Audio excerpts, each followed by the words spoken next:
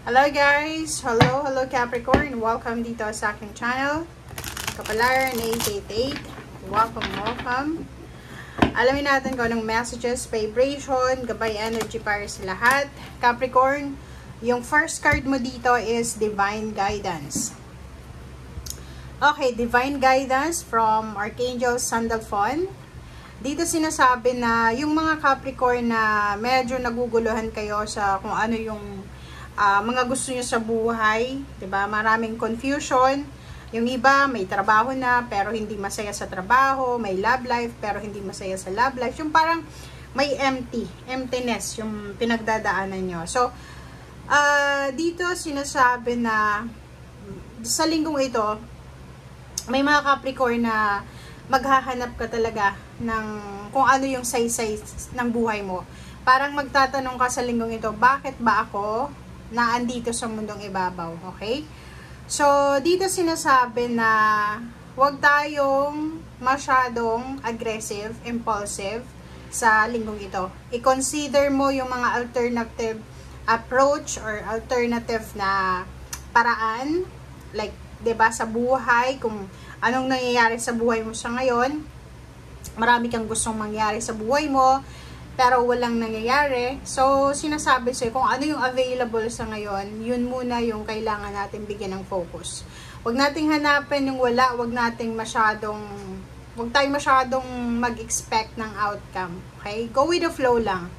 And, surround yourself daw with wise teachers or friends. So, dito sinasabi, umiwas ka sa mga toxicity, toxic behavior, environment, kahit kapamilya, kaibigan, kung hindi naman nakakatulong sa'yo, or wala ka namang learnings na nakukuha sa kanila, it's time to move on. It's time to separate, or it's time to let them go. Okay. Capricorn. Kuha tayo dito ng one card din. This one is from Spirit Message. And Page of Pentacles. So, Capricorn, sinasabi ng Baraser dito na kaya pala, ikaw ay pinapaiwas ng ating universe from toxicity kasi may incoming financial gain, financial wealth, financial abundance, and prosperity. So, ibig sabihin yan, di ba? Pag halimbawa may mga blessings na darating sa buhay natin, dapat may space na tayo sa buhay natin about blessings. So, kung punong-puno tayo ng toxicity, nakapaligid tayo sa mga maruruming environment, di ba? Walang mangyayari kasi papasok yung blessings, lalabas din eh. Kasi wala na siyang space eh. Pwedeng mainitan yung blessings, pwedeng hindi siya komportable. So, yung two messages dito is sinasabi na Capricorn, kailangan mong ihanda ang sarili mo para sa upcoming or incoming blessings na to. Give way, give space sa incoming blessings na to. As much as possible, i-let go natin yung mga bagay-bagay na hindi na natin kailangan. Like sa bahay, di ba? Gusto mo ng bagong television, tapos may luma kang TV, pero hindi naman masyadong gumagana yung TV. So, bago mo siya palitan, syempre aalisin mo muna siya, 'di ba? Pwedeng ibenta mo or posibleng ipamigay mo kasi gusto mo ng bagong TV. Hindi naman pwedeng yung TV mo is magkatabi sila, 'di ba? So 'yun. Okay, Capricorn.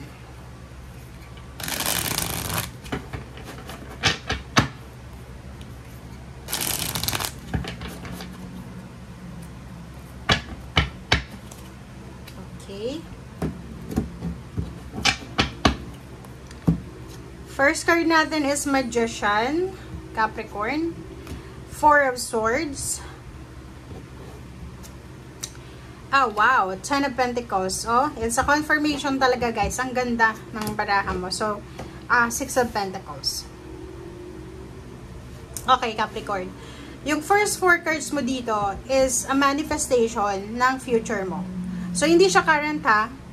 Sinasabi ng baraha sa'yo dito na siguro 1 year from now, 1 year, 4 years, 4 months, 10 months, October, June, parang ganon. Nakikita kong isang unexpected, diba? Parang hindi inaasahang pangyayari, unexpected blessings, unexpected completion, achievements, It's either salary increase, graduation, culmination, achievements. Basta may ma-achieve ka. So, everything happens for a reason, guys. So, kung halimbawa ngayon, nag-iisip ka ng ano bang saysay ng buhay mo dito sa mundo, ito yung saysay niya. Kasi sinasabi na may upcoming, may unexpected blessings and unexpected na success ang posibleng darating sa'yo. Okay? And yung unexpected na to, ay posibleng magdadala to sa'yo ng peace and harmony. Peace, harmony, tranquility, parang ganon. Lalo na sa usaping pera and money. Money, pera talaga money.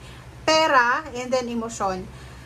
Sa usaping pera, it's either makikita mo dito, it's April or this year of 2025, October or June, sinasabi sa'yo dito na posibleng magkamal ka ng limpak-limpak na salapi. It's either lump sum of money, inheritance, salary increase, pwedeng bonus or payments, payouts, back pay, lump sum of money siya eh.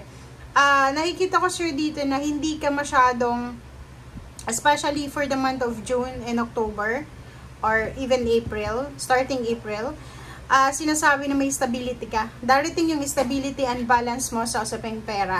So, parang sinasabi dyan sa'yo na yun ang kailangan mong paghandaan, Capricorn. Okay?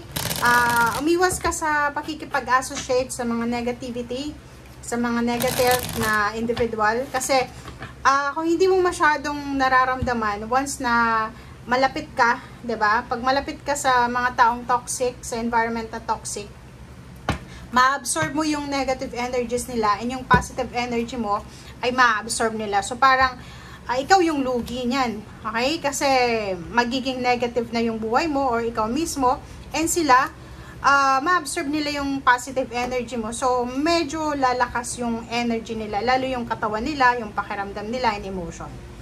Okay, last 4 cards tayo. The Moon, Queen of Wands, Hangman, Page of Cups. So, sa relationship, ang nakikita ko sa'yo dito, masyado kang nag-aalala sa relationship. Sa pera, wala kang dapat alalahanin.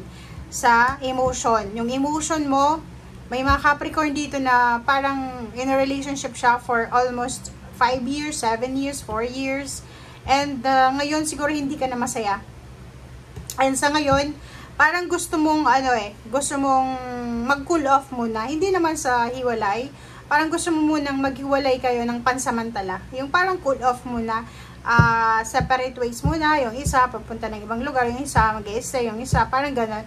And nakikita ko siya dito, may iba din. Iba lang ha. Hindi naman lahat ng Capricorn resonated. May iba sa inyo na siguro gusto nyo makipaghiwalay. Gusto mo ng freedom, maging single ulit.